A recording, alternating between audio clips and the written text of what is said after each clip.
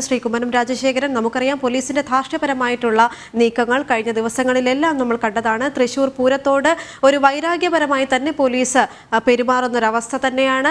ഭാരവാഹികളെല്ലാം പറയുന്നത് രാംലല്ലയെ പോലുള്ള ദേശീയ ബിംബങ്ങൾ ഞങ്ങൾ ഉയർത്തിക്കാട്ടി അല്ലെങ്കിൽ പ്രദർശിപ്പിച്ചു. ഇത് തന്നെയാണ് പോലീസിന് തൃശൂർ പൂരത്തോട് ഇത്രത്തോളം വൈരാഗ്യം ഉണ്ടാകാൻ പ്രകോപനം ഉണ്ടാക്കിയത് എന്നൊക്കെ അവർ പറയുകയുണ്ടായി. എന്നിരുന്നാൽ പോലും ഇത്രയും സാംസ്കാരികപരമായിട്ടുള്ള പരിപാടികളിൽ പോലീസ് അനാവശ്യമായ ഇടപെടലുകൾ നടത്തുന്നു എന്ന് തന്നെയാണ് ഈ ഒരു അവസരത്തിൽ പറയാനുള്ളത്. എങ്ങനെയാണ് ഞങ്ങളോട് പ്രതികരിക്കുന്നത്?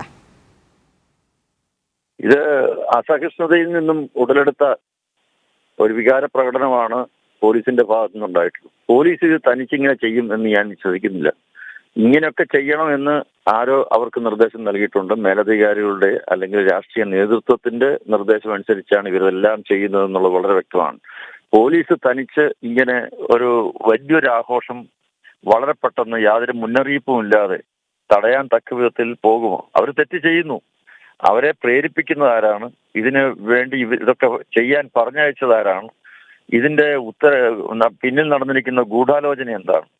ഈ പൂരം ഈ തരത്തിൽ വികലമാക്കി ഇതിനെ ഒരു വലിയ രീതിയിലുള്ള ഒരു പരാജയമായി വരുത്തി തീർക്കാൻ എന്തിനാണ് പോലീസ് ശ്രമിച്ചത് എന്നുള്ളത് ഇപ്പോഴും അതിലൊരു ദുരൂഹതയുണ്ട്. അത് പുറത്തു വരണം. ആ ദുരൂഹത പുറത്തു വന്നെങ്കിൽ മാത്രമേ ഇതിന്റെ യഥാർത്ഥ ചിത്രം എന്തെന്ന് മനസ്സിലാവുകയുള്ളൂ. ഒന്ന്, ശ്രീരാമന്റെ ചിത്രം ഈ വിധത്തിൽ അത് അവിടെ പ്രദർശിപ്പിക്കുന്നത് കൊണ്ട് അല്ലെങ്കിൽ തിടമ്പിൽ അവിടെ വെക്കുന്നതുകൊണ്ട് അല്ല അമ്പും വില്ലും ആ രീതിയിൽ അവിടെ ഉയർത്തിപ്പിടിക്കുന്നതുകൊണ്ട് ആരുടെ വികാരമാണ് വെളിപ്പെടുത്തുന്നത്, ആർക്കാണ് ഇതുകൊണ്ട് ബുദ്ധിമുട്ടുണ്ടാകുന്നത് എന്നുള്ളത് പോലീസ് വിശദീകരിക്കണം. വാസ്തവത്തിൽ ഇത് സംബന്ധിച്ച ഒരു വ്യക്തമായ വിശദീകരണം പോലീസിന്റെ ഭാഗത്തുനിന്നുണ്ടാകണം. അത് DGP തന്നെ രംഗത്ത് വന്ന് ഇതിനൊരു വിശദീകരണം നൽകണം. എന്തുകൊണ്ടാണ് ശ്രീരാമന്റെ ഈ രാംലല വിഗ്രഹത്തിന്റെ ഒരു തിടമ്പ് അവിടെ വെക്കുന്നതിൽ തെറ്റെന്താണ്? രാംലീല ക്ഷേത്രം ഭരിക്കുന്നത് സുപ്രീം കോടതി നിശ്ചയിച്ച് അനുവാദം നൽകിയ ഒരു ട്രസ്റ്റാണ്. അതിൻ്റെ അകത്ത് ഒരു രാഷ്ട്രീയവുമില്ല.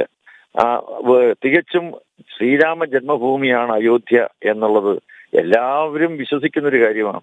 അതിൽ ഒരു തർക്കവുമില്ല. പക്ഷെ എന്തിനാണ് ഇതൊരു വിവാദമാക്കുന്നതിനാണ്? ഈ അവസരത്തിൽ ഇത് വിവാദമാക്കുന്നതിനാണ്. അതിന് ചില ഉദ്ദേശ ലക്ഷ്യങ്ങളുണ്ട്. തെരഞ്ഞെടുപ്പ് അടുത്തിരിക്കുന്ന നിമിഷം അതിൽ കൂടി മുതലെടുപ്പ് നടത്താൻ വേറെ ചില ഉദ്ദേശങ്ങളുണ്ട്.